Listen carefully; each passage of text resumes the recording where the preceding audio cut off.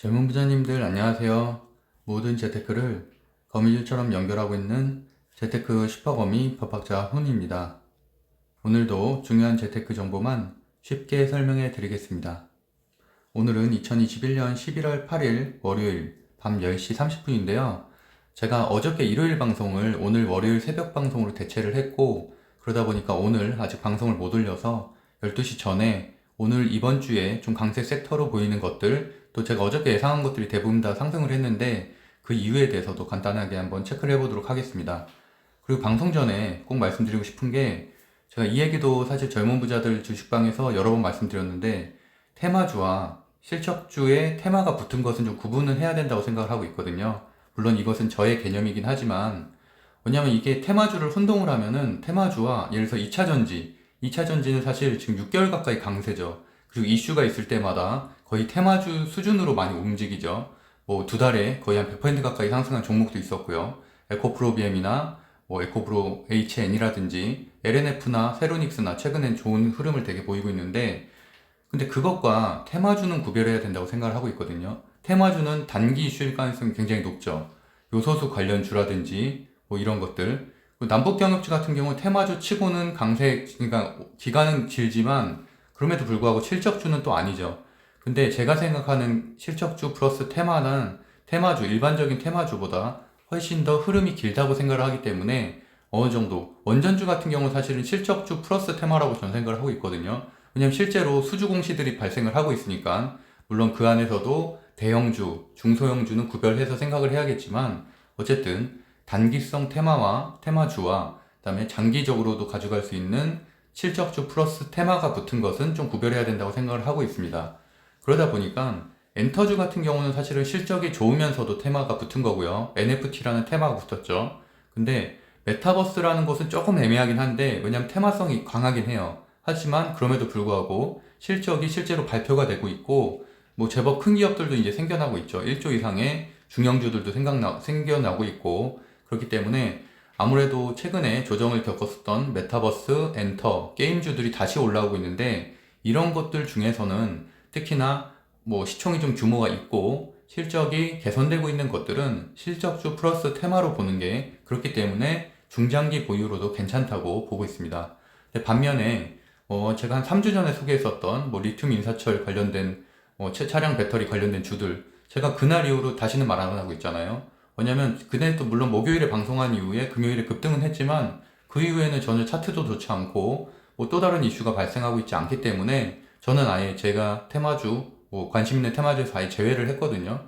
그러고 나서 지금 7거래일째 하락을 하고 있는데, 물론 기술적 반등은 나올 수도 있겠지만 저는 더 이상 이제 관심을 갖지 않는다는 거죠. 새로운 재료가 발생하기 전까진. 그래서 어쨌든 오늘도 말씀드리는 종목들 중에는 뭐 여행주도 있고요, 항공주도 있는데, 저는 이것들은, 그럼 뭐 여러분은 어떻게 생각하세요? 이거는 테마주라고 생각하세요? 위드 코로나 테마주? 아니면은 실적 플러스 테마 정도가 붙은 거라고 생각하시나요?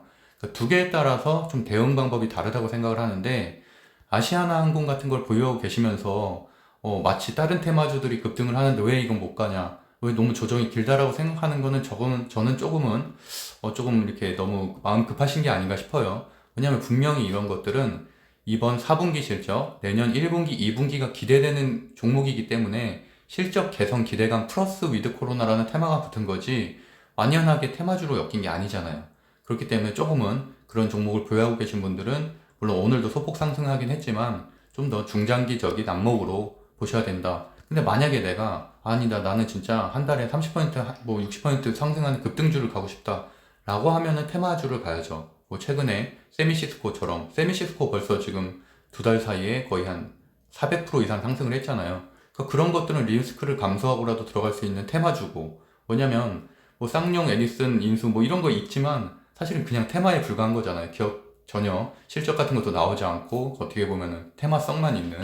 그렇기 때문에 어쨌든 그런 것들은 좀 투자할 때 구별하셨으면 좋겠다는 생각에 좀 말씀드렸고요.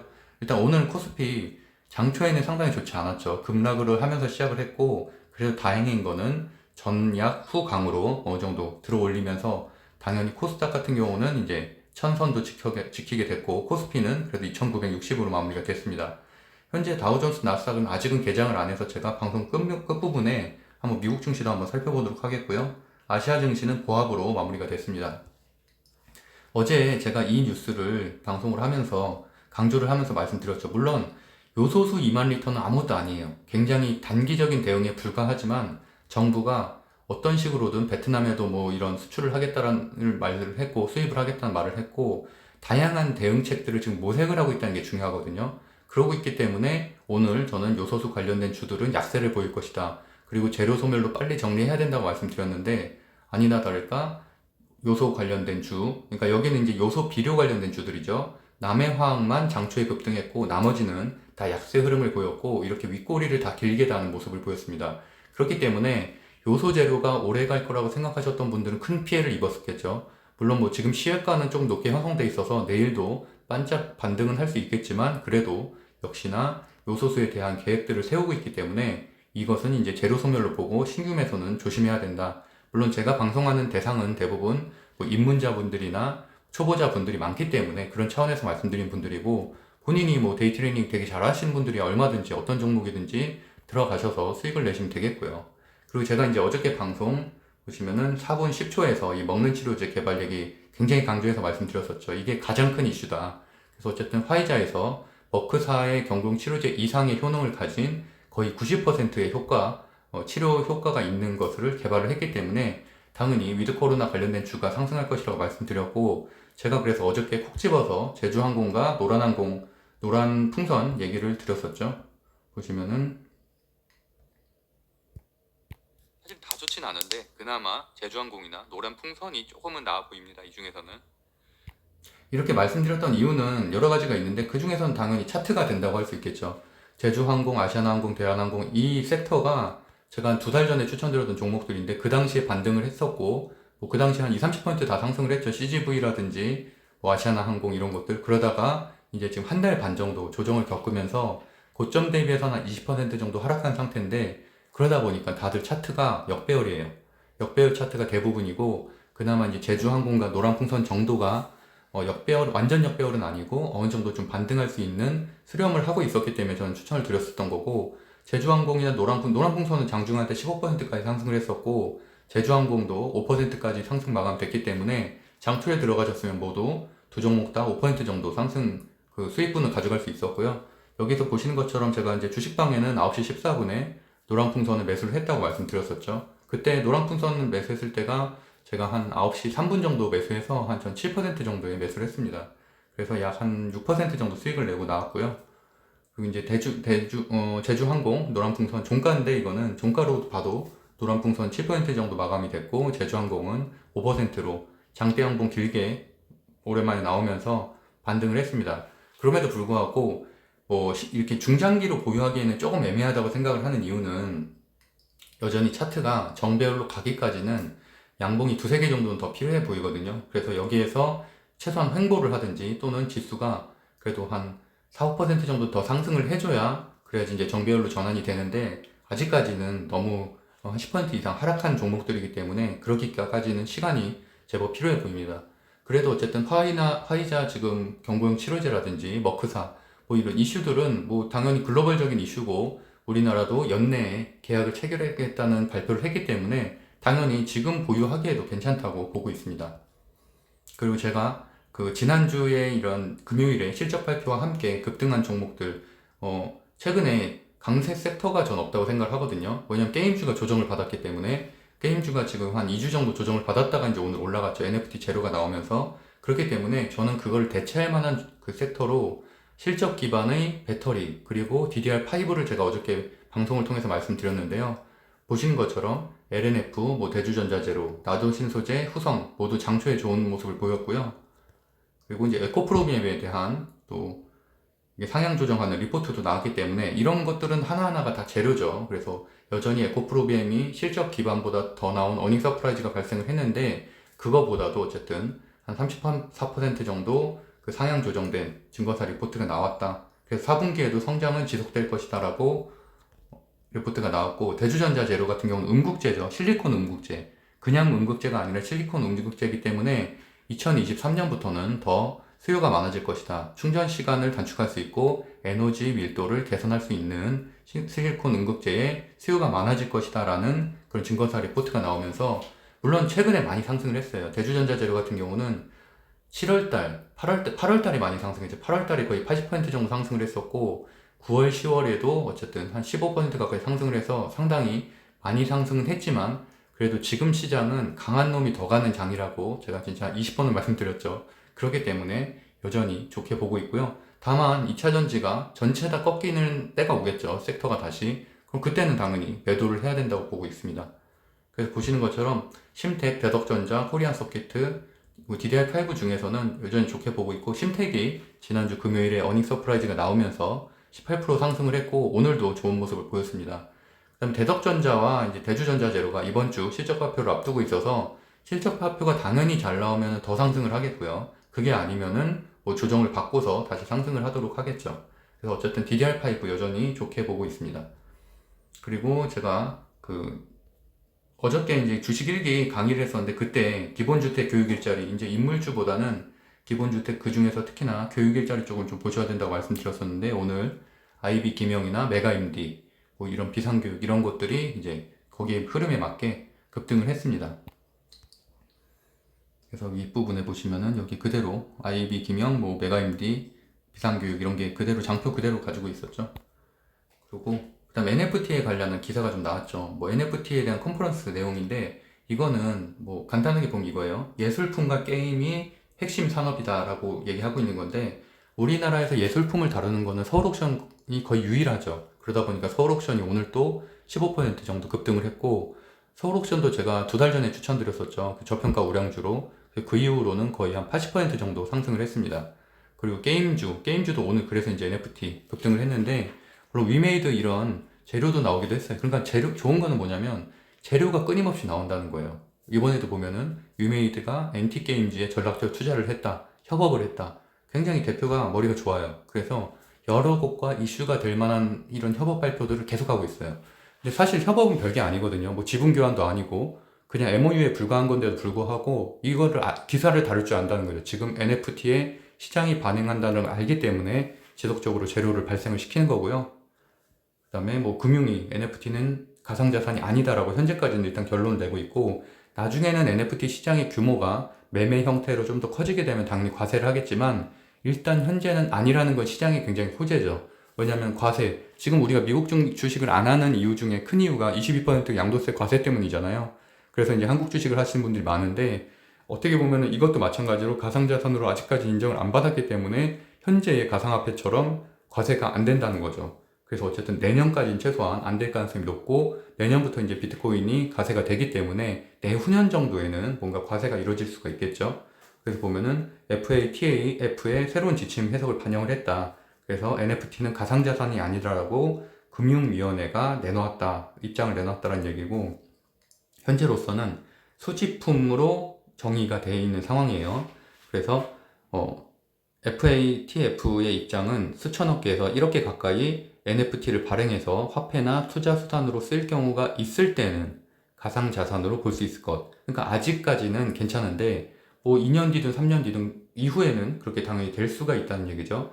여기 또 써 있는 것처럼 일부 NFT가 실제로 지불 또는 투자 목적으로 사용될 경우 가상자산의 정의에 해당될 수 있다라고 그렇게 정의를 했다고 합니다. 어쨌든 그런 것들이 호재죠, 당연히. 그래서 NFT 메타버스로 제가 따로 이렇게 정리되어 있는 위메이드 맥스, 위메이드, 뭐 게임빌, 컴투스 이렇게 NFT 사업을 하는 곳들 모두 오늘 다 급등을 했어요. 그래서 다날, 그다음에 뭐 서울옥션, 아프리카 TV, 아프리카 TV도 NFT 장터를 개설했기 때문에 굉장히 제가 좋게 보고 있다고 말씀드렸었고 서울옥션도 마찬가지고요. 다 여기 NFT 사업하는 곳들이죠. 그래서 뭐 여전히 많이 오른 위메이드 맥스나 위메이드도 지금 거래 정지 풀리자마자 이렇게 또 급등을 했고요. 그래서 여전히 좋은 모습을 보이고 있습니다. 그리고 메타버스주도 오늘 좀 반등을 했는데 자이언트스텝 같은 경우는 하이브와의 협업 이슈가 또 있었고요. 그리고 이제 무상증자, 유상증자를 좀 앞두고 있어서 변동성이 좀 있긴 한데 어쨌든 오늘은 거의 신고가 직전까지 갔고 13.95% 이렇게 급등하는 모습을 보였고 거기에 비해서 상대적으로 이 섹터에서는 좀 덜 오른 곳이 바이브 컴퍼니여서 제가 바이브 컴퍼니도 자이언트스텝 추천드릴 때 같이 드렸었죠. 한 2주 전쯤에. 그때 그래서 바이브 컴퍼니가 오늘도 한 8%대 급등을 했습니다. 그리고 제가 여전히 좋게 보고 있는 뭐 넵튠, 그 다음에 카카오 게임즈 이런 데 상승세가 괜찮았고 컴투스 게임빌도 제가 묶어서 게임빌이 이제 컴투스의 모회사죠. 그래서 이제 여전히 좋게 보고 있는데, 게임빌은 오늘도 17% 급등을 했고요. 다행히 그래도 NFT 이슈가 다시 발생을 하면서 지금 2주간 조정을 겪었던 게임주가 다시 반등을 할 수 있을 거라는 기대감을 갖게 하는 양봉들이 나왔습니다. 그리고 뭐 엔터주 쪽도 여전히 좋게 보고 있는데, 하이브 이슈가 또 나왔죠. 하이브하고 이제 SM에서 또 NFT 관련된 또 블록체인 관련된 이슈들이 나오면 따라서 오늘은 엔터주도 좋게 보였고, 안 그래도 큐브엔터를 장초에 이제 많이 큐브엔터가 빠져서 걱정을 많이 하셨는데, 어쨌든 제가 아까 말씀드린 대로 똑같이 말씀드렸거든요. 이거는 이제 실적주 플러스 테마가 붙은 거기 때문에 엔터주 쪽은 중장기 보유하기도 충분히 좋은 곳이라서 저는 그냥 걱정 없이 보유하셔도 된다라고 말씀드렸고, 큐브엔터가 장초에는 거의 10% 가까이 급락을 했었는데 다시 이렇게 종가는 거의 마이너스 2%까지 7, 8% 정도 상승하는 흐름을 보였습니다. 그리고 이제 추가적으로 하나 정도 섹터를 더 말씀드리면 원전인데요. 원전도 물론 많이 올랐죠. 많이 올랐고, 목요일에는 그 서전기전이 하한가를 맞는 그런 악재들도 발생을 하긴 했지만, 여전히 뭐 이렇게 보시면은 한수원의 폴란드 신규 원전 수주 뭐 이런 이슈들도 오늘 발생을 했고, 그다음에 브라질에서는 뭐 2031년까지 원전 건설을 추진하겠다. 그러니까 원전에 대한 이슈들이 거의 매일 발생을 하고 있거든요. 뭐 큰 건 아니지만, 지난주에 제가 설명드렸던 중국 120기 건설 이런 건 엄청난 큰 이슈죠. 그러다 보니까 원전주들이 다 급등을 했고, 이런 것들은 그냥 소소하지만 계속 언급이 된다는 게 중요한 거죠. 그래도 대선 주자들이 또 원전에 대한 언급을 할 테니까, 그러다 보면 당연히 그때그때마다 상승을 하겠고요. 그래서 저는 물론 뭐 여기 있는 섹터가 다 많이 오르긴 했어요. 하지만 그래도 여전히 좋게 보고 있는 거는 뭐 대형주들 중에서는 두산중공업, 그다음에 일진파워, 그다음에 소형주들 중에서는 뭐 한신기계, 보성파워텍, 그리고 중형주 중에서 한전기술 정도를 좋게 보고 있습니다. 제이콘텐트리도 이번 주 지옥이 이제 넷플릭스에 오픈을 하죠. 그래서 11월 19일 보시는 것처럼 12월 19일 지옥을 오픈을 하고 2022년까지 여러 개를 이제 오픈을 하는데, 제이콘텐트리 실적 발표가 금요일 안 좋게 나와서 뭐 저도 이제 금요일 날 이제 그 종가 전에 매도를 했고, 그래서 한 2% 했는데, 그때는 사실 저는 이제 아무래도 매달 2천만 원만 단기 트레이닝에 쓰고 있기 때문에 이제 그 돈을 그 저쪽 대덕전자로 옮기면서 이제 그렇게 하긴 했지만, 어쨌든 오늘은 다시 이렇게 상승세로, 그러니까 하락 시작을 했거든요. 마이너스 10% 시작을 했는데 종가는 거의 한 1%, 2%에서 끝나서 장중에 거의 8% 정도 상승을 했어요. 그만큼 기대감이 크다는 얘기겠죠. 실적은 안 좋게 나왔지만. 그래서 이런 것들은 그냥 무작정 테마주로 볼 게 아니라 실적 기반의 테마. 그렇기 때문에 당연히 실적이 발표가 안 좋게 나오면 하락을 하는 거거든요. 그래서 테마주와 실적 플러스 테마가 붙은 것을 분명히 구별하는 게 대응 방법에 짜는데 훨씬 더 도움이 된다 정도로 말씀드리겠습니다. 그래서 이번 주 내내 저는 여전히 이번 달에도 11월 달에도 실적 기반의 DDR5 관련된 주들 실적 발표를 앞두고 있기 때문에 좋게 보고 있고, 그리고 배터리 소재 쪽도 여전히 좋게 보고 있습니다. 그리고 이제 오늘 아비코전자가 실적 발표를 했는데 예상치보다 좀 낮게 나왔어요. 그러다 보니까 이렇게 마이너스 8% 정도 하락은 했지만, 뭐 여전히 아비코전자도 괜찮게 보고 있습니다. 좀 어느 정도 저점 매수 하는 것도, 분할 매수 하는 거는 괜찮게 보고 있고요. 네, 일단 오늘은 간단하게 이 정도로 방송을 마치려고 하고, 그 주식 토론방 제가 고정 댓글에다 고정해 놓을 테니까 관심 있는 분들은 들어오시면 될 것 같습니다. 네, 구독과 좋아요는 사랑입니다. 제가 새벽 한 2시, 3시 정도에 아마 내일 대응할 만한 종목도 올리긴 할 건데, 혹시 못 보셨어도 그냥 이 종목들 중심으로, 어차피 이 섹터들이 이번 주 내내 강할 것으로 예상이 되기 때문에 이런 것들 중심으로 대응을 하셔도 될 것 같습니다. 그럼 오늘도 행복한 하루 보내시고요. 좋은 꿈 꾸세요. 감사합니다.